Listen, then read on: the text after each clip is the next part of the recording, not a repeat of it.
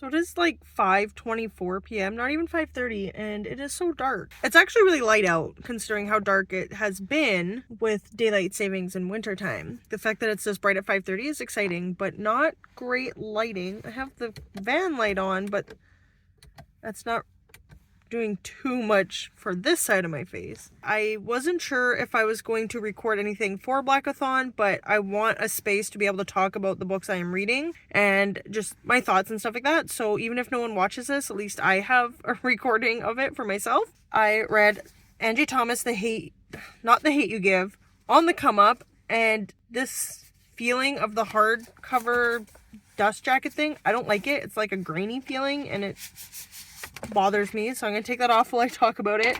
The hardcover itself is just boring, like black. That's why I put it on, to show it off, but on the come up. And I read The Hate You Give and Concrete Rose back in 2021 when Concrete Rose was coming out. I read The Hate You Give first and then picked up Concrete Rose as an audiobook and really enjoyed it. I just wanted to read black romance novels as much as possible this month because of Valentine's Day. And I have a couple that I am planning on reading, but I've just been putting this one off for so long now that I was like, I need to read it. I just need to get to it. So I have so many things I want to read. As always, this is my rant like every vlog. But anyways, on the come up, YA novel, Angie Thomas. This is a story about Brie, and she is a rapper and wants to get into rapping. Like professionally, she wants to make a career out of it, a life out of it. And her dad died on the streets. He was a rapper, and I think this, when you look online, it says like The Hate You Give #2 or whatever. This takes place in the same world as The Hate You Give. It's like one street over kind of thing. And in The Hate You Give, there's a boy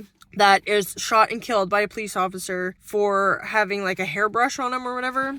And an officer's like, oh, he has a gun, and shoots him and kills him. And very sad and all too common, unfortunately.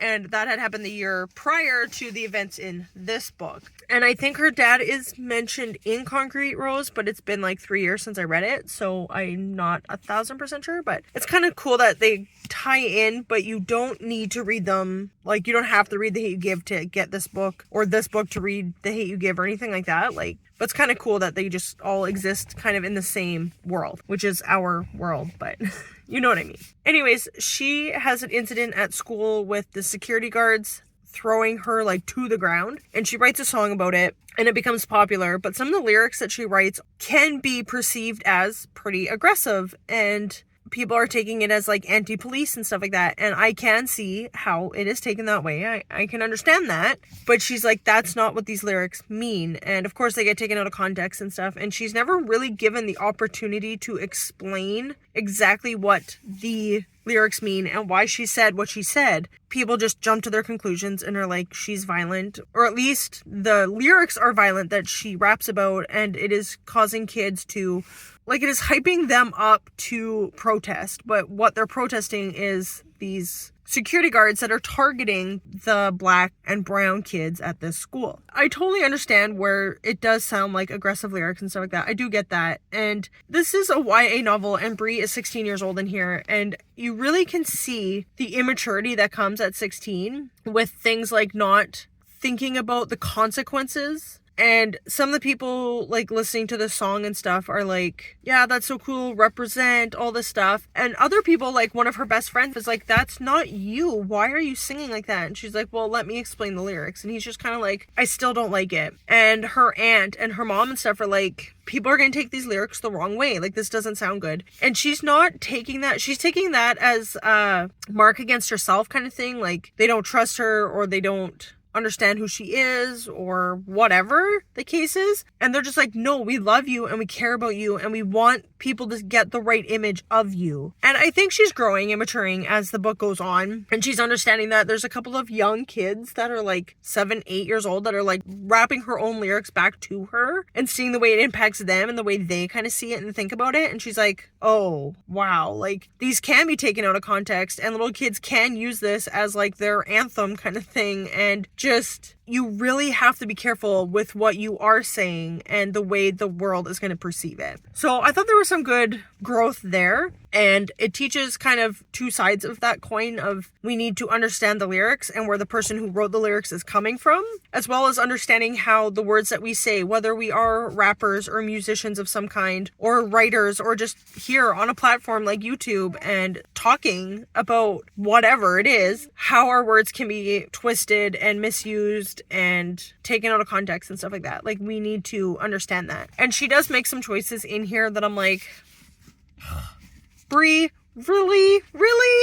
But she's 16 and you're like, yeah, that sounds about right. I enjoyed it. I got a couple of tabs. I would have had more, but I only have like 4 tabs in there. I highlighted more, but I like tabbing and I like highlighting and I like taking notes and stuff like that, but it really does like slow down the reading process, and I was already feeling like this was kind of slow. But there was some really interesting parts in here that I was like highlighting and thinking about, like her aunt sells drugs to support herself and to kind of help support the family, and Brie's mom is struggling so much to put food on the table for her kids and keep the gas on and the lights on and pay rent and all this stuff. Like, she's struggling so much, and she had a job but she lost her job, and the mom is also going to school part-time because she wants to be a social worker, so she's trying to like better her life and keep a roof over her and her kids' heads and give them food and clothing and, you know, like the basic necessities of life, and just struggling so much and not getting callbacks for jobs and whatever. And then the mom's sister, Brie's aunt, is selling drugs and like making all kinds of money and helping support them and herself and all this stuff. And it's like, it's so unfair. Even Brie's older brother is working hard and trying to help support them as well and help his mom and stuff. And he's like put school off to the side and everything like that as well, just so he can work and make money and help. And it's like, they are trying honestly so hard to honestly make money and do life and do it right, like on the straight and narrow kind of thing, and they're getting nowhere. And they're getting one of them, I can't remember if the son or something says, or Brie says it, "Mom, why don't you go on welfare? Like, at least they'll put food on the table," kind of thing. And the mom's like, "I'm not doing that. Plus, they won't give food stamps to somebody in welfare without a job. Somebody who is in school that isn't working." So I'm like, that doesn't make it make sense, okay? Because this mom is trying so hard to do better for herself and her children. And whether or not she was a single mom or not, even if she was just a 18-year-old student who is trying to better themselves, get out of a bad situation or not, like maybe they come from an affluent family, but they probably wouldn't have money struggles if they came from an affluent family. But I'm just saying, like, it doesn't matter where you're coming from. If you're in school and you're trying to better yourself so that you can get a good career to help better your family and your community and all of this stuff, but you can't feed yourself, then what's the point? A lot of people work and go to school, yes, but depending on what your college or university career is, like, you should be allowed, especially like going into school at like 18, 19, 20 years old, that should be your career, is studying and focusing on your studies and your education stuff. That should be your career. For this mom, like, obviously she's got 2 kids, 16 and 18 or 19. She's got 2 kids to worry about and take care of, and she's a single mom. So yeah, she's doing school part-time, but she needs a job to take care of her family, yes, but she lost her job, and now the government is going to punish her for that by not helping her feed herself and her children because she's in school but not working. And like, it's just, make it make sense. How can you better yourself and give yourself a better future and your children a better future and a way that can impact your community and the city and all this stuff that can just have such a huge impact? And you can't do that when you're not eating. Food is a basic human necessity. It is not a privilege. You need that. It's a need. Food, shelter, clothing. You need those things. And it's just that...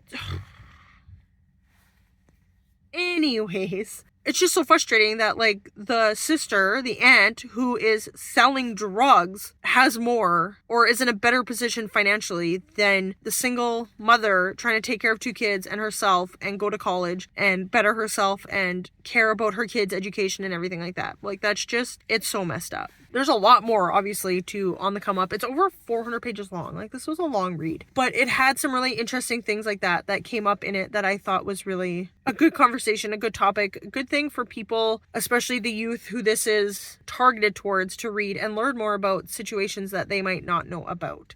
So I was able to talk about The Hate You Give, and then the phone crapped out again. So I am here to just talk about what I want to read next. One of the prompts, I'm not doing all the prompts for Blackathon. I'm just going to read what I have on my shelves and what I want to read. But one of the prompts was to read from a Sudanese author.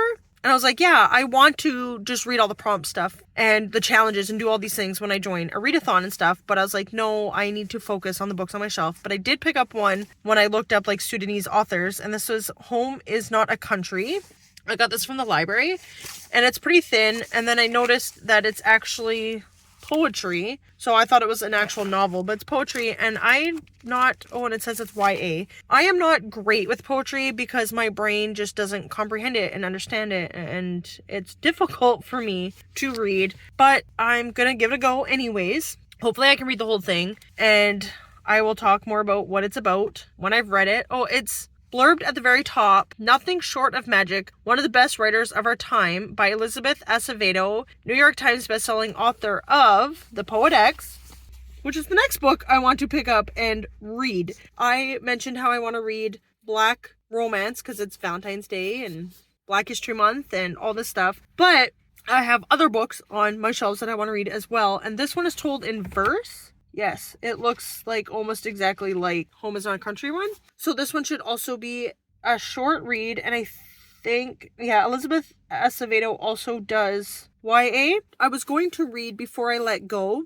I can't remember who does that one. Kennedy Ryan or something. I was gonna read that one, but I know that one's kind of more of a heavy adult novel about a married couple that's like going through a divorce or a breakup or something, and it's like a second chance romance. So I was like, I'm just gonna keep with the flow of the YA for now because I've needed some lighter things to read. My brain has just been struggling with anything that's not simple right now. So I'm gonna go with the YA reads right now and pick up this one. All I know about this one is everyone talks about this is a book about this girl whose mom or family is like Christian, and she's kind of questioning that faith and what it means for her, and just kind of like breaking out and learning more about herself and stuff. And she is a poet. As a Christian, I really want to read this and just see what it says and if it hits a chord with me. And it doesn't actually say anything about Christianity on the back, so I don't know, but that's what I've heard, is it's kind of like her struggles with her own faith and like just what does she believe versus like what her parents tell her to believe. Look how dark it is now. So I'm really curious to read that. This is like one of the most beautiful covers.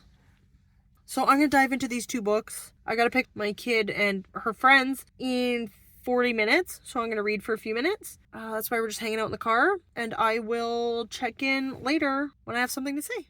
So I am 42 pages into this book. Not super far. It's an easy read though. Like, it is poetry, but it's not that super lyrical, metaphorical poetry where you have to like dissect every line to figure out what's really being said. It's just like everyday language, but written as poetry. It can be a little bit confusing because of the way it's structured, not necessarily the way it's written, just because there's no capitals or grammar, punctuation. There's no punctuation, right? So a sentence will just kind of like, the middle of a thought will be broken up down into like the next line, the next paragraph kind of thing. And that can be a little bit confusing. You're kind of reading it chopped up. It takes a second for my brain to be like, oh, that's all part of the same thought process. And then there's no dialogue. But if she is recording what somebody has said to her, it's italicized. So that's okay. But there's no like actual conversations happening. Just like pieces and bits of conversation. But yeah, not dialogue the way you would think in a traditional novel. I have not picked up Elizabeth Acevedo's The Poet X yet. I'm hoping to finish this one first. And they're both pretty short, so hopefully I can get through it pretty quickly. So this one is about grief. They are immigrants from, I'm assuming,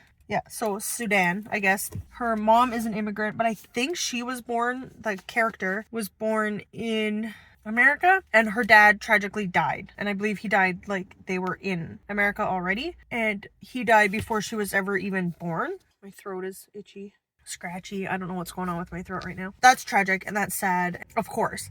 It's so sad to see people who are in grief over the loss of someone close to them, especially a life partner, a husband, a wife, whatever. And they just never, ever move on from that. And they just stay stuck in this horrible, horrible, deep grief forever, for the rest of their days. And I don't think you never fully get over someone. And especially like the longer you've been married, like my grandma and grandpa were married 61, almost 62 years. That's like more than half your life. That's a really long time to be with somebody. And my in-laws had celebrated 48 years just before my father-in-law passed away last year. So like that's a long time to spend with somebody. And even my husband and I've been with him like half my life now. Yeah, because this July will be 17 years since we've been like dating, and this is our 14th year of being married. That's crazy. So of course you're gonna grieve that for a really, really long time, and you're never gonna get over that person, but you can move through your grief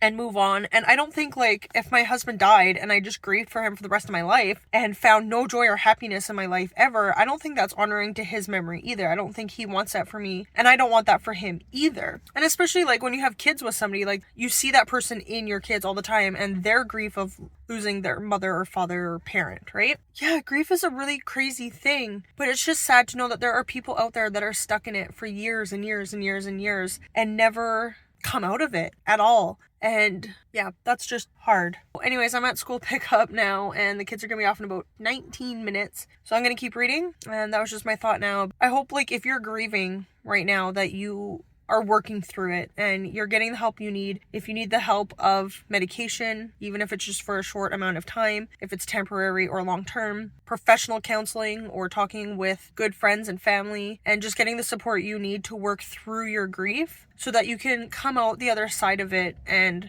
honor your loved one's memory and to live your life to the fullest while honoring their memory. That's it for now, and I will update later. So I am here to do an update for Blackathon and the reads I have been doing, and you're propped up on my laptop right now, so that's what this is. I have a little bit of a story to tell. So 2 weeks ago I came down with a cold and just like a cough kind of thing, regular chest, head cold, whatever. It sucks, but not a big deal, but I was coughing quite hard. I went to the doctor, he listened to my chest. I went because I had back pain, like in my side, in my ribs. I could tell it's my ribs, not just my back. And they did an x-ray because I thought like maybe I had dislocated a rib or something like that. And I know that if you break or crack a rib, there's like nothing they can do for you. They can't cast it or anything. So anyways, they did the x-ray. They said my lungs were clear and gave me a 1-week prescription for oral steroids to help clear up the cough and the asthma and stuff, which would help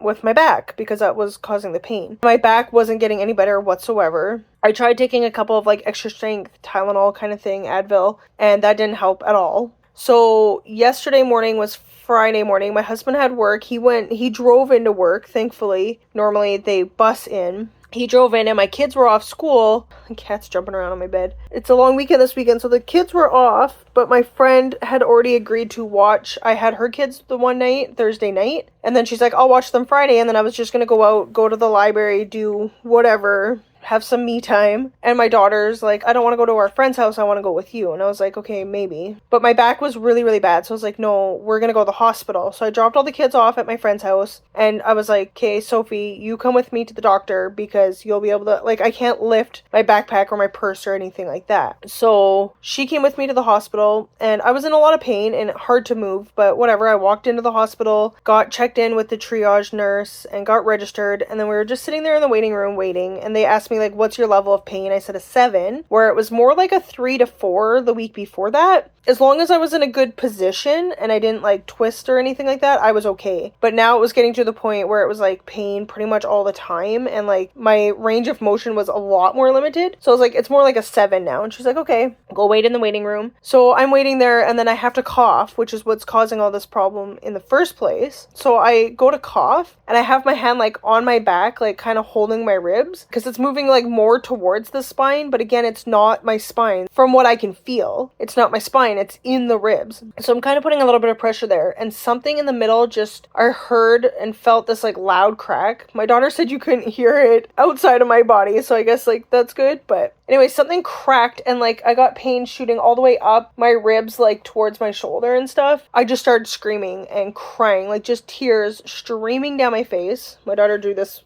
at the hospital, screaming in pain, and my daughter's like, what do I do, right? And then there was a few other people in the waiting room, of course, and this other guy's like, do you want me to get a nurse? And I was like, yeah, and just like trying to breathe through the pain and screaming. The nurse came, finally. Like, I still sat there for like 10-15 minutes. They went to call another woman that was sitting there, and they're like, you know, whatever her name was, Chrissy, and she's like, this lady's just sitting here screaming, and they're like, yeah, I know, we're gonna get her soon. And I'm like, sooner than later, please. She's like, I'm just gonna bring you back right away. And then they had to get me a wheelchair because I went to stand up and all the pain just shot up my back, and I was like, I can't. So they had to put me in a wheelchair, and then they just like stuck me in this room, which just is like a very small room split in half with a curtain, and just like wheeled me in. And then my daughter's like facing me. Normally the patient would be sitting in that chair, but I can't get up, so she's like facing me and I'm just facing towards the wall, so when the doctor comes in he has to like go around kind of thing. Anyways, it was crazy, and I'm just like bawling my eyes out. My daughter has a phone, so I'm like, text dad, tell him he needs to come back and help us. I can't drive home now. My concern was, what if they give me pain medication that makes me drowsy and I can't drive? And he's like, just take a cab home. And then he would be home at 7 p.m. and we got to the hospital at 10:30 a.m. And I was like, okay, but I'm in so much pain, like it's hard. And then I cracked my back like right after that, worse.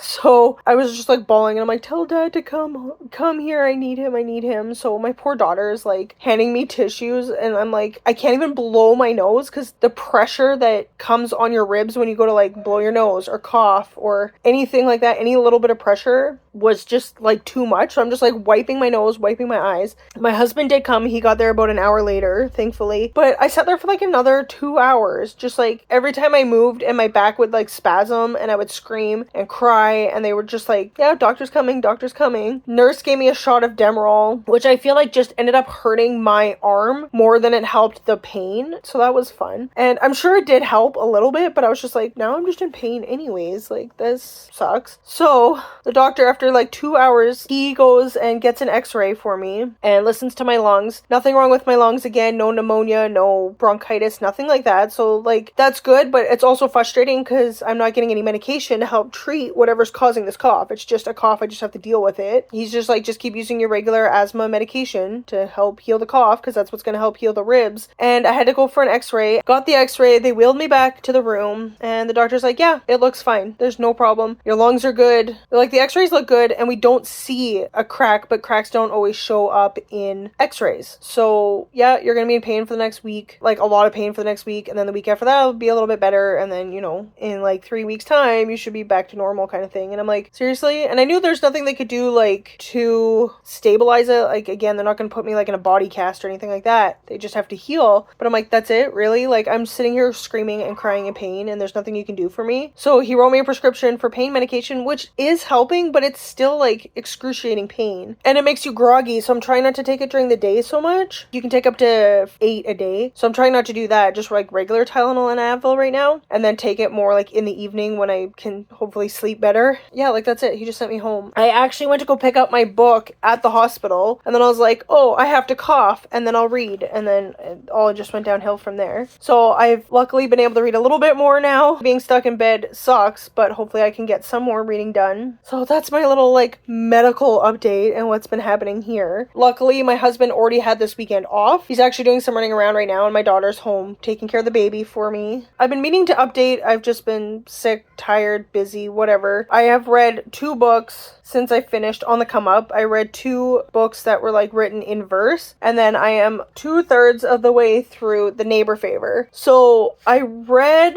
Home is Not a Country by Sophia something like that. And that's the first book I think I've ever read that was written in verse. I talked about it a little bit. I was a little bit worried because I'm not good with poetry and a lot of symbology or metaphors or whatever, like too much of it, my brain is not going to be able to handle. And it wasn't like that at all. It was a YA novel. YA can still have like these deep metaphorical symbolic things in it. I'm just saying, like, it was YA, so it was a little bit of an easier read that way. And it wasn't written like that at all. It was to the point. And it wasn't like a rhyming scheme or anything like that. It was just in verse. Yeah, it was to the point. There was no extra language in it or anything like that. And it was really easy to understand. It was a contemporary, so I enjoyed that. It was a really good story about immigration. Our main character was born in Sudan, I believe, and moved quite young to America. I don't think she was born in America, but she moved really, really young. All she knew was that her dad died in like a car there was a car involved, but she wasn't sure if it was like a car accident or what it was. Her dad died when her mom was pregnant with her, so she never knew her dad at all. And yes, I did talk about her mom being in grief quite a bit and like not being able to move forward in that grief and just like being stuck there and just sad all the time, and how tragic that is to be stuck in that sadness. So my whole back is in pain. I'm not in a good position. My hip hurts and everything. She feels like she doesn't connect to anybody. She's taking lessons to speak another language that I can't even think of right now what language. But like, she doesn't fit in at school. She doesn't fit in the language lessons. She's got one neighbor that her mom is like friends with his mom, I think from back before they immigrated to the States. And they get in a little bit of a fight and stuff. But there's some magical realism, I'm gonna call it, in this story. Her name is... What's her name, Seb? Myra or Mira or something like that. But her mom had originally wanted to call her... So my husband came home and interrupted the filming process there. But as I was saying, the girl in Home is Not a Country, her name is like Mira or something. I couldn't quite figure out the pronunciation of it. But that was a name her mom had chose. But her mom mentioned how she had wanted the name Yasmin, or Jasmine was the name that Mira's dad had wanted for her. Okay, so my video stopped recording, so I'm not sure where I was at. But her mom chose for her to have the name Mira. I think, I'm sorry if I'm getting that wrong. And Mira feels like she is not good enough for her life, I guess. She's not the perfect daughter that her mom had wanted. She pictures Jasmine as the daughter that her mom would have wanted, that is like well put together. Her hair is done nice all the time. She's a dancer like her mom was. She's just perfect in every way that Mira feels like she is falling short in. And she just kind of has these like visions of Jasmine. And this is where like the magical realism comes in, where she feels like she is seeing Jasmine, and Jasmine is kind of like guiding her in some ways. I don't want to give away too much. I don't want to give away spoilers or anything. I want you to discover the story naturally for yourself, the way that I did. I looked into like the synopsis and stuff to see if it was something I would be interested in reading, but that was about it. I didn't go in with a whole lot of information. And this like magical realism and this journey her and this other self of hers goes through, and healing and realization, it was just really, really beautiful and powerful. And I really enjoyed the story, and I was surprised by it because being a book in verse, I wasn't sure if I was going to understand it, if it was going to feel too complicated for me and my brain to be able to handle these topics at this time. But being YA, I think, helped, and it's like a personal discovery journey for her. And being in verse, it just made the story very easy to read. It was very short chapters, very quick. Some pages had very little writing on them, so it made it fast to read through. And like I said, it just didn't waste words. There was some like descriptions and stuff. There's a part where they do a little bit of traveling, and you can like picture the street that they're on and the market, the smells and stuff like that she talks about. Like, it's still descriptive without paragraphs upon pages and pages of description. And it's not bogged down by like a bunch of extra words or anything like that. I still like traditional stories and having descriptions and stuff like that, but I really liked, enjoyed, and appreciated this story in verse and the way it was told and the way that the language was used. And I really like it. I'd give it like... It didn't feel like a full 5 stars, and I'm not sure why and what's holding it back from that. Maybe I'd have to read it again. Maybe listening to it as an audiobook would be really nice. I'm not sure. I couldn't find an audiobook of it. But I don't know what didn't just push it over the edge to 5 stars, but it was still, I really, really enjoy it, and it is highly rated. And then after that, I happened to pick up The Poet X by Elizabeth Acevedo, which is the first book of hers that I have read with my eyeballs as a physical book. I have listened to With the Fire on High, and Clap When You Land was the first one I listened to. So I'm not sure how they were written versus the way this one was written, if all her books are written in verse like this, or if they're more the typical novel style or not. It was interesting reading 2 stories in a row that are done through verse. This one, as I was saying before, I knew it had something to do with her kind of fighting against her mom's religion. So her mom is Catholic, and her dad is around, but he's not very involved in the story. He's just there, kind of thing. Her name is Xiomara, I believe is how it's pronounced. Xiomara. And then she is a twin with her twin brother, Xavier. And they are turning 16, I believe, at some point in this book. So they're around that age, 15, 16. And she is a poet. She is at an age where she wants to get to know boys and kind of like have a relationship and just exploring, you know, being a teenager, love life, things like that. And her mom is very, very strict Catholic, and there are some really tough scenes in here of her mom just not accepting anything outside of her very strict Catholic rules. As a Christian myself, it's interesting to read these books as the mom, especially because this is a YA and it's told from the perspective of the child. Seeing the story through the eyes of the child, but also myself personally understanding or partially understanding the thoughts of the mom or the parents. In this case, mostly just the mom. So Xiomara is wanting to date and go to parties and join her poetry class. Like on Tuesdays, there's a poetry club that's starting, but her confirmation classes for the Catholic Church are also on Tuesdays. So she's like, I can't go to poetry. And that's like her passion, right? Yeah, it's just her like fighting back against what her mom wants for her and her trying to like make her own path and discover things for herself. I don't even know if this is really a story about her discovering God. Like, does she believe in God or not believe in God? What is her faith? It is a little bit of that, but it's more just her discovering herself. And there is a little discussion kind of in the end about like her thoughts on if there is a God or not. I'm really glad that it didn't feel that it was necessarily against the Catholic Church or against God or against religion so much. It was more just the strictness placed upon her from her mom that happened to be rooted in her Catholic beliefs. It was more just, I'm 16 and I'm discovering things for myself and just breaking away from my parents' strict rules and beliefs. So I really, really appreciated that because it totally could have gone in a direction where it was like, there is no God, the church is evil, it's all bad all the time. I also haven't talked about the fact that I listened to Worthy by Jada Pinkett Smith, which her audiobook happened to come in, and I was like, I'm not going to listen to it yet. I've been putting it off for like 2 months now, whenever it pops up as being available for me to listen to. But I was like, now's the perfect time to do it. It's February, it's Blackathon. I don't have any other audiobooks on the go right now. So I listened to that. I really, really enjoyed Will Smith's Will when we listened to that last year, and I thought the audiobook was a really great production. There was like sound effects, there's him rapping and music and stuff like that in there, and I thought he did really, really well. I don't know Jada Pinkett Smith as well as an actress. I've seen a lot more of Will Smith's stuff, including like The Fresh Prince. I'm not really big into the kind of music that he does, like rap or hip-hop or anything. It's just not my style at all, but as an actor I know him more. But I still wanted to give Jada Pinkett Smith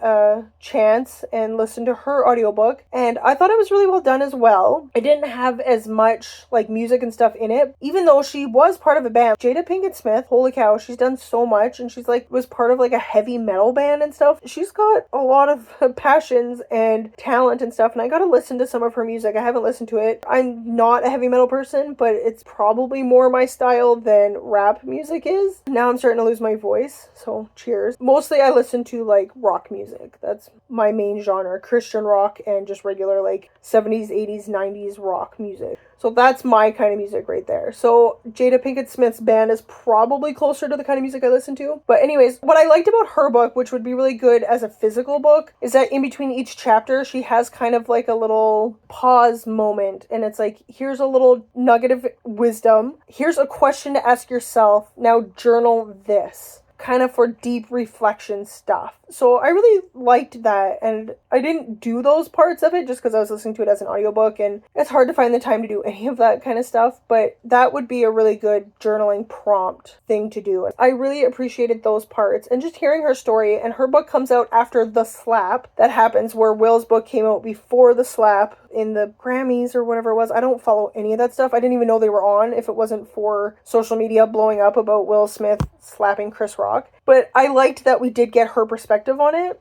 and how she talked about standing beside Will through that and just her side of it. I really appreciated that we were able to get that in her book as well. She doesn't talk about it a lot in the sense of like, it's not her place to talk about like why Will did it, just her reaction and her beliefs behind it. So definitely worth checking out, even if you're not like a huge Jada Pinkett Smith fan or don't know her very well, I still think it's a really powerful read and worth checking out. And she's a really strong, beautiful, incredible woman, and it's all about her journey about finding worth, specifically as a Black woman, and just her specific trials and things like that she has specifically gone through just as herself and as a Black woman, but as any woman out there trying to find their worth and not feeling like they measure up either. It is beneficial for anyone to listen to regardless of your race. Yeah, really powerful book, and I really enjoyed that. Now I've been reading The Neighbor Favor, which has taken me a little bit longer. I was like, well, I'm going to be at the hospital for a few hours, regardless. So I brought 2 books. I brought this one and Trevor Noah's Born a Crime, which I haven't even started yet. And everyone's like, listen to the audiobook, but I can't get it for free anywhere. So that's frustrating. But I was like, I'll read while waiting in the hospital. And then, again, cracked my back and destroyed everything, and that didn't work. Now I've been able to sit up and start reading. I read a little bit yesterday, but the pain medication makes me drowsy, so that sucks.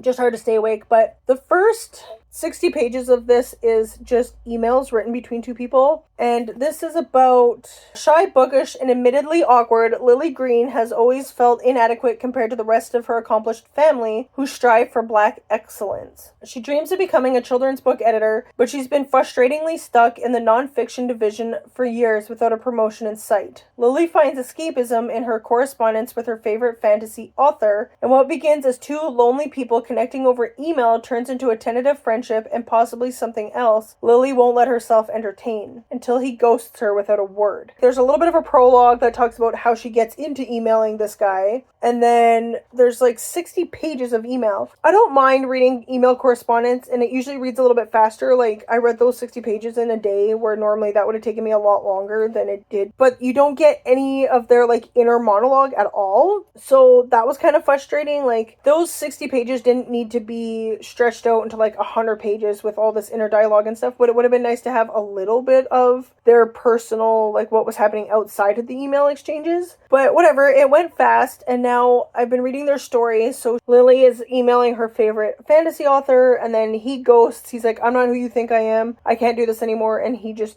ghosts. And Nick, he has been traveling the world doing this journalism. He writes for like a World Traveler magazine. And then he wrote this book like 6 years ago, and it didn't do very well. The independent like publishing company he went through closed down and stuff, and he left that first book on a cliffhanger, and that's what, like, they're talking about the book together, and he's like, I'm not a writer anymore. I don't do this besides like writing for the travel magazine, but like a novel writer. He's like, no, I've stepped away from that. I've stopped doing that. That's not me anymore. And then his friend is like a literary agent person, and he's like, no, we're going to get your book sold. We're going to get it sold. And he ends up selling it to this publisher that she works for in New York City. So he moves to New York to pursue this, and they end up being neighbors. And he finds out pretty quickly on, he discovers pretty quickly on that she is the girl that he had been emailing as the author, which the name he uses is a pen name. He figures that out pretty quickly, that that's the Lily that he had been corresponding with for like almost a year, but she hasn't figured it out yet. And there are a few things where I'm like, it's kind of obvious that they're the same person, and she's just not picking up on it. And I'm like, really? And they never met or talked. They only ever emailed. So I guess it is easy for her not to connect those dots, because there's just a few little things, like both of them don't like cats, but there are people out there who don't like cats. Anyways, there's a few things that are kind of bothering me about it. She talks about, like, it says bookish and admittedly awkward, or shy, bookish, and admittedly awkward. And she just talks about like how terrible she is at talking to men, and her sisters are always trying to set her up with these guys that are like super good looking, and she like can't find words to talk to them and all this stuff. And then she's like so bold with him, and it just seems a little bit out of character for the way she describes herself and acts around like every guy but him. And I'm like,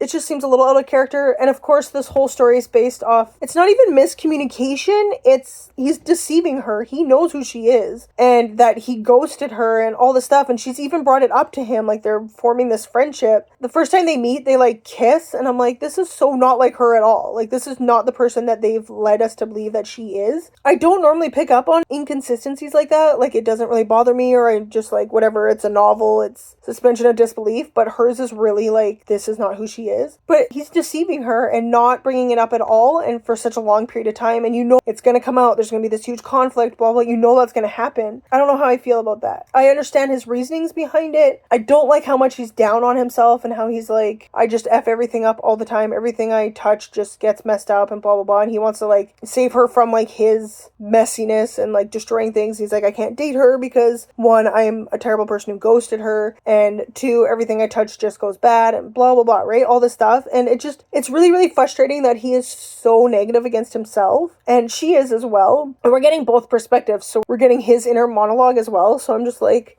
it's so frustrating. And I know like it's not that it's unrealistic, like he's so negative against himself. It's sad and frustrating because there are so many people who believe those kind of things about themselves, men and women and any single person can have these thoughts and these feelings, and it's sad, and we need to know our worth. So it's just sad hearing his inner thoughts about how bad he thinks he is. Anyways, I'm not disliking the book. I'm just kind of frustrated with the inconsistency of Lily's character and the fact that he is still lying to her. That's upsetting. But hopefully I can finish it today and I can jump into a few other books. Another thing I wanted to mention in this book, it talks about she's felt inadequate compared to the rest of her accomplished family who strive for Black excellence. So she talks about that like pretty early on, how she just wishes that she could just be. I totally understood that. Not in a Black excellence way, obviously, but I could understand part of where she was coming from. She says, so what was wrong with Lily? She personally had no idea, but she hated the narrative that in order to be a moderately successful Black person, she had to be exceptional. She didn't know if she was capable of exceptional. She simply wanted to be. That was already hard enough. And that's the part, didn't know if she was capable of exceptional. She just wanted to be. And how hard it is just to be and to exist in the world. And that was the part that kind of like struck me. Again, I don't understand the Black excellence part of it. Like personally, I'm not going to experience that. But just, you see a lot out there about people grinding and doing all these jobs and having like this social media presence and having like basically a social media job. Plus, you know, they're running their own company and they're doing this and they're doing that, and women have to do all these things to have like these amazing careers and stuff like that. And I'm like,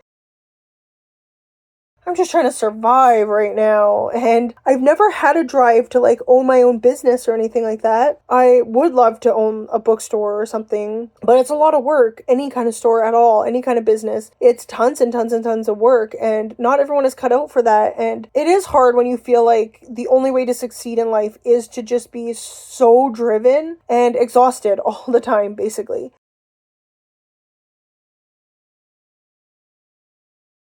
Lily, the main character, is 25 and she just feels stuck in this career, and it's been 2 years and she's not getting promoted to the job that she actually wants. She's like an editor's assistant in a non-fiction part, but the reason why she got into the job, into like the bookish realm, into editing and publishing and stuff, like why she sought out that kind of job is because she wants to help edit children's fiction, specifically BIPOC, Black author, children's fantasy books, because of this fantasy novel that she read and felt like, oh, we need more of this but for children. And she's 25 years old and she's stuck in this job for the past 2 years and it's not going anywhere, and she keeps applying for all these jobs, but they're like, well, you don't really have the experience. You work as an adult nonfiction and you want to work with children's fantasy. Like, it's the complete opposite. And she's like, yeah, but like, how do you get experience if no one's going to give you experience? Like, at least she has experience in the field of publishing and stuff. She's not completely like changing careers and going off on a completely different direction, right? Editing Becky here, popping in really quick. I was editing this video and my thoughts just cut off and I skipped to a completely different thought on a different day and time. So my camera doesn't work very well on my phone. I got a brand new phone, which is supposed to have an amazing camera, but my front camera is constantly freezing and just shutting off. Yeah, it's very frustrating. So I just wanted to jump in here and add, I was talking about Black excellence and Lily trying to get the job that she wants, the job of her dreams, and is having struggles doing that because she doesn't have the experience that she needs. So I did have a big conversation in here that I cut out about striving for excellence and having a career before you turn 30, and I have another clip here that's going to be added in at the end where I'm talking more about that, but I'm cutting those out and I'm going to make that a video for like a mommy moment and balancing work and career and being a mom. That's going to be a different video. So I don't want to say much more here because this vlog is already very long and I'm trying to keep it under an hour. I've cut out so much stuff. So I was just talking about Lily feeling stuck in her career that she's in now and trying very hard to get a better career and more where she wants to be. And how frustrating that is when you have no experience, but you can't get experience. And it's very dumb the way our society works that way. That's it. We're gonna jump into the next clip where I'm talking about sex. So as a Christian person reading non-Christian romance books, I told myself that when I do like a review of the books or talk about the books, I will talk about the spice levels, what exactly is in them, how I feel about them kind of thing. So I just read the first sex scene between them, and it is like near the end of the book. I'm this far into the book. It's not heavy throughout the whole book. There are some lusting scenes and kissing and stuff that happens throughout the book, but it's not too like heavy-handed. I would not consider this a spicy book. I don't need sex in my books, in my romance books. Like, I can do Fade to Black, that's fine. If it is going to be more in the book, I want there to be more of the plot and the story and the building up of the relationship between them and the banter and stuff like that, not just how sexy they think that they are. I want to show that there's actually a connection there beyond just the physical, especially like when it's a romance and they're supposed to be in a relationship. It's not just meant to be physical. So I want to see that on the page. I usually just skim through the explicit scenes, the explicit parts of it, or if I'm listening to it as an audiobook, I just like skip forward a little bit. Like, what am I gonna miss? There's probably not like any deep conversation happening at that moment, kind of thing. My cat just tried to jump up on something and fell over. Leo, are you okay, baby?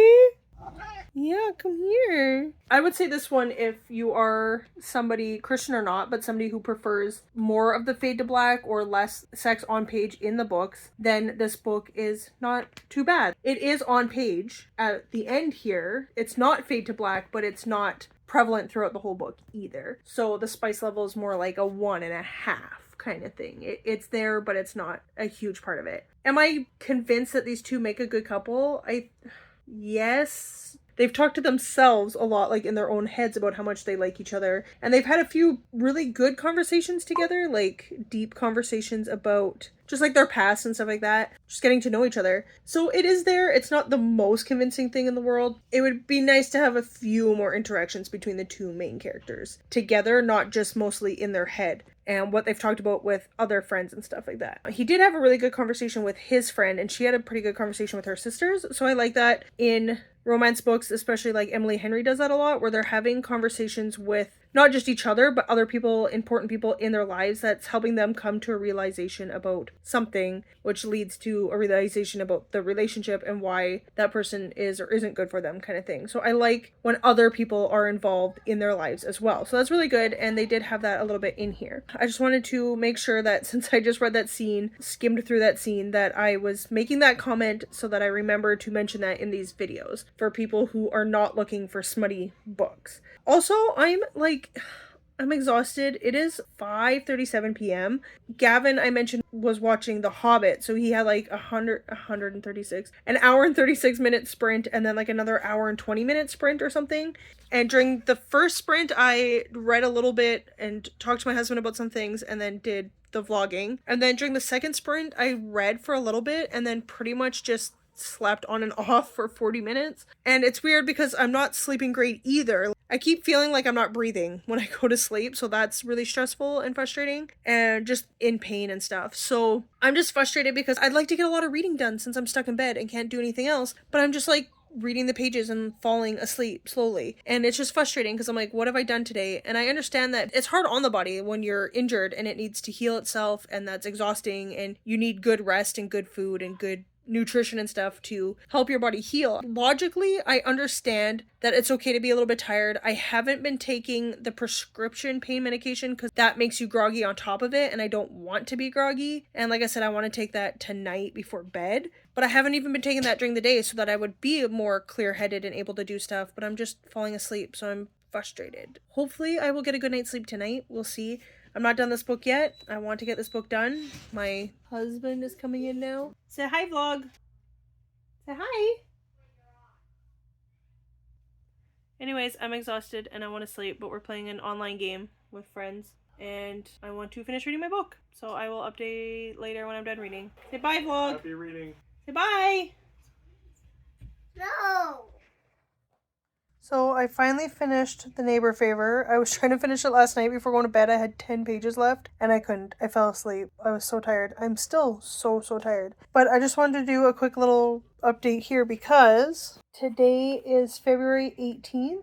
And for the next week, I guess in Canada or whatever, it is Freedom to Read Week, which I saw on my library's website. It said February 18th to the 25th or whatever. And they have a list of books to read for children's, young adults, and adults. And Beloved happened to be on there. And I was like, that's perfect. I own Beloved and it will work with my Blackathon reading. So I am just jumping into this. I don't know how far I'll get because I'm exhausted from sitting in bed for 2 days straight. So I'm very frustrated with being so tired after doing nothing. And I had an okay sleep last night. Like, I slept for a few solid hours. So that's frustrating. Anyways, I'm going to jump into this and I will update when I have thoughts. I don't even know what this is about. So we'll discover it together.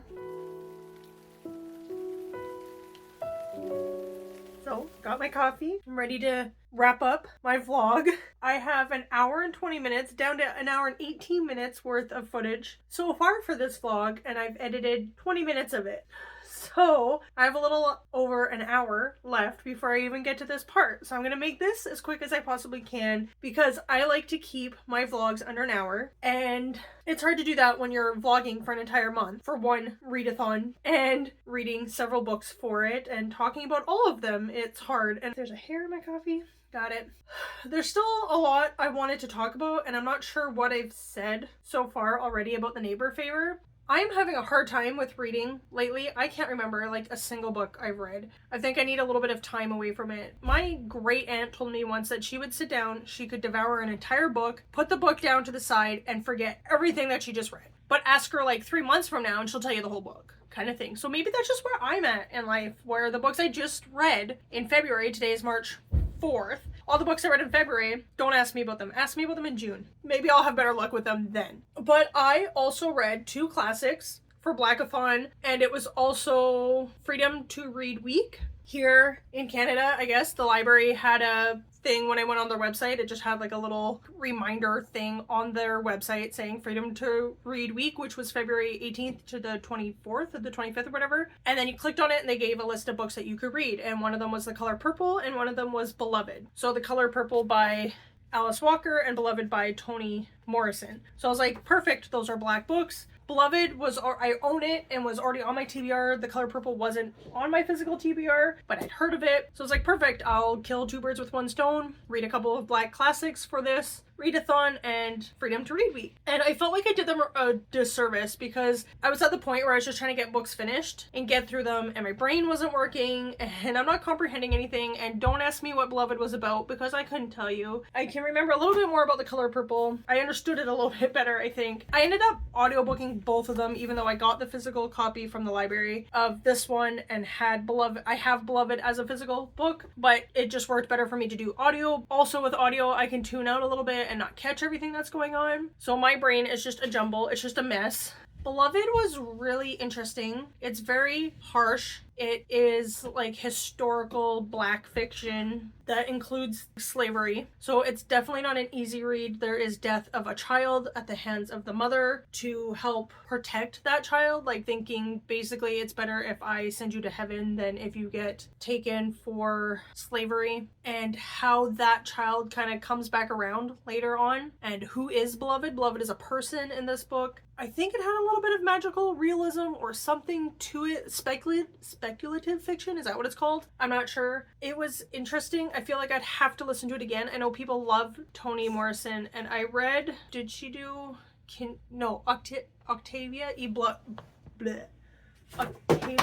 Butler is the other one I'm thinking of, and she did Kindred, and I like her. I've only read Kindred. I like her, so I might check out more of her. Toni Morrison, I think Beloved is the only one of hers I've read, so I would have to check out more of her stuff as well. These authors can write very deeply as well, and it's not that it was so confusing I didn't understand it at all. It's not that it was so, what's the word I'm thinking of, academic or anything. I feel like the writing was accessible enough. It's me, it's not the book. I'll say that much. So I really don't have any thoughts to talk about Beloved, unfortunately. I know people love Toni Morrison. She is a beloved author. Again, it was me. It wasn't the book. And it was a really interesting concept though about like this loss of a child coming back to you later on in life, like 18 years later on, and kind of like a second chance, saying sorry to your child for something that you have done, what you felt like is their best interest. And I don't know what else to say. But I wanted to talk about The Color Purple. I did not realize that this was a story that is told all through letters or like diary entries. I saw a review of this, I think, on the library website, and this person was complaining and just ignorant and just talking about like how terrible this is because of the way it's written. Basically, they're saying the people in here are ignorant and stupid, and why do they talk like that? The language used in it, which for the time it was written, I'm not sure what... This book was written in 1982. Like, I think it takes place right around that time. It's not like this 1800s or anything. The language used in this makes sense for where it is set, for the time it is set in, and the fact that it's diary entries and like personal letters, like writing to your sister kind of thing. It doesn't need what we consider like a proper language, or not proper language, but proper grammar and sentence structure and stuff. It's a diary. It's a letter. Like, it makes sense. And some of the spelling, like, I can understand it being annoying to read. Doesn't make it a bad novel. And it is done intentionally.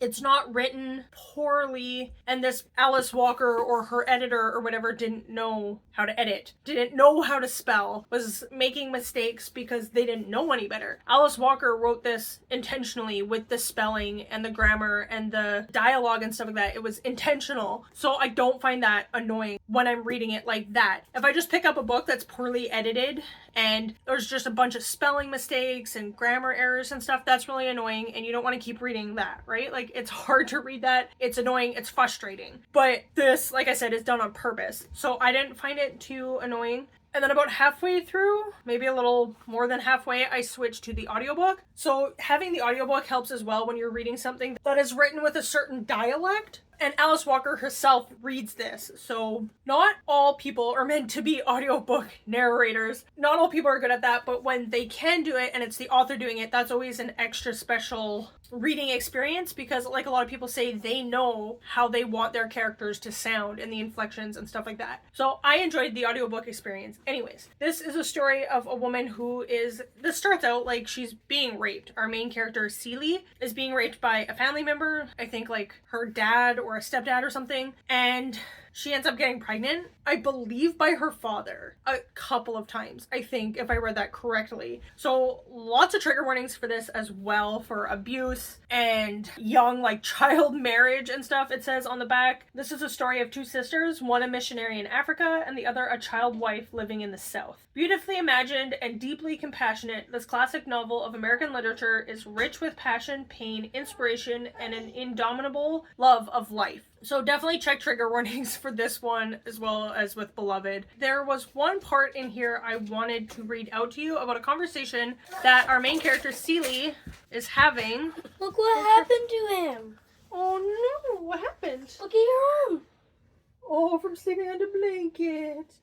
So I have too many vlogs going all at the same time, and I need to wrap up this Blackathon vlog. I'm sure there was more I had to say about The Color Purple. I know there was a scene in it that Shug and Celie are talking about God and who is God, what does God love, how do we please God, kind of thing. That was really interesting. And I don't agree with everything that is said in this book about religion and about God, but I thought that was a really interesting perspective on it and a very interesting scene. But I got distracted, I got busy. All of this has been taking too long. These are the only two books I can find that I've read to get a picture of right now while I have the time to film this, where my kids are upstairs screaming and yelling, even though I asked my 12-year-old to watch them so that I could do this really quick wrap up for this and another vlog, and she's up there just screaming and causing the chaos.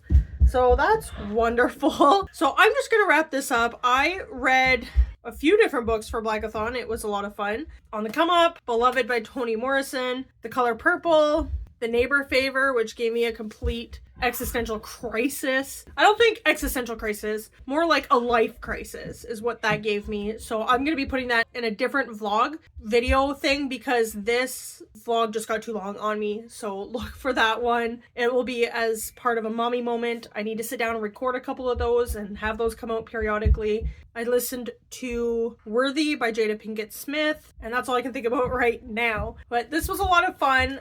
Check out Jessie on YouTube and their channel. They do this Blackathon in February, and they do a queer one in June. This is my first time really participating in it, and I didn't really follow any of the prompts except for the Sudanese author, so I did read Home is Not a Country, and I also read The Poet X by Elizabeth Acevedo. There's all the books I read. I know there was a couple more in there. Check them out. I'll have them linked down below and their vlogs. Thank you for watching. Let me know if you've participated in this readathon and what your best read of February was. I got a lot out of On the Come Up, and I enjoyed The Poet X as well, and Sayomara's discovery of herself and breaking away from her mom's expectations and strong religious beliefs. And The Neighbor Favor wasn't my favorite, but it's given me a life crisis here, so I don't know where to put that in the stack. Anyways, Beloved and The Color Purple were really good, but they're probably something I'm gonna have to come back to when I have more mental capacity. So thank you for watching,